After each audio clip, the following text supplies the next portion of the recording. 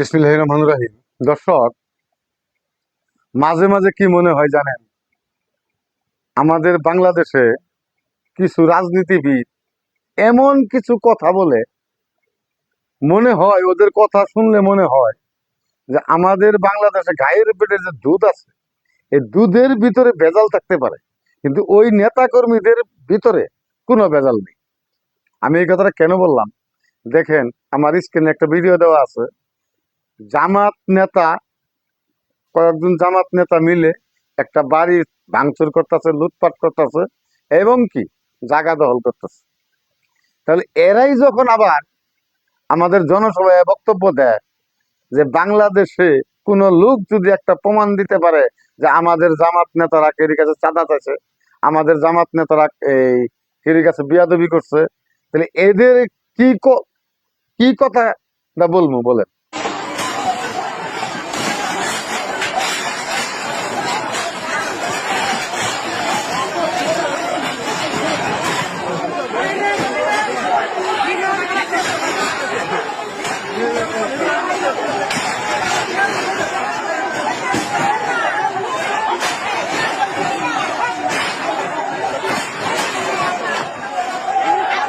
দেখেন আরেকটা ভিডিও আমার কাছে এই স্ক্রিনে দেওয়া আছে।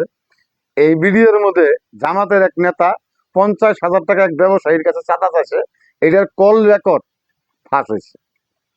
এক ব্যবসায়ীর কাছ থেকে জামায়াত নেতার 50,000 টাকা চাঁদা চাওয়ার অডিও ফাঁস। এদেরকে নিয়ে আমরা কোন মন্তব্য করব? এই বিচারটা আমি আপনাদের কাছে দিলাম, জনগণ আপনারা এই বিচার করেন যে আমরা আমাদের এই দেশটা কার হাতে তুলে দিব। আমরা আলেম সমাজকে বিশ্বাস করি বা এদের কথা আমরা শুনি, আলেমেরা যা বলে আমরা মনে করি আলেমেরা সঠিক কথা বলে, কারণ এরা হেদায়তের কথা বলে। দেখেন আজকে আমাদের দেশে এই আলেমেরা ক্ষমতার কত লোভী হয়েছে। আরেকটা ঘটনা হলো, দেখেন জামাত নেতার বাসায় অস্ত্র উদ্ধার।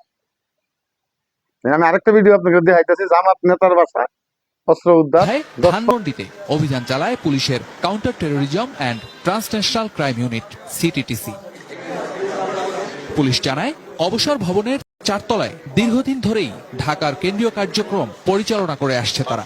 অভিযানে শক্তিশালী বোমা ও দেশীয় অস্ত্র উদ্ধার করা গেলেও কাউকে আটক করতে পারেনি সিটিটিসি। এই আস্তানায় পাওয়া নথি থেকে জামাতের বড় বড় অর্থের যোগানদাতাদের তথ্য পেয়েছে সিটিটিসি। শফিকুল হক, এটিএন নিউজ, ঢাকা।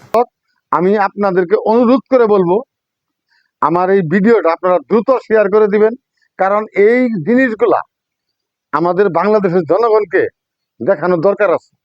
কারণ আমরা পুনরায় আবার কোনো ফেসিবাদের হাতে পড়তে চাই না।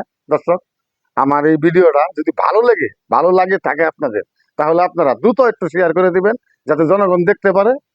জনগণ দেখার জন্য, দেশের কিছু কথা বলার জন্য বা দেশের কিছু পরিস্থিতি শুনানির জন্যই আমার এই ভিডিওগুলো আপনাদের কাছে আমি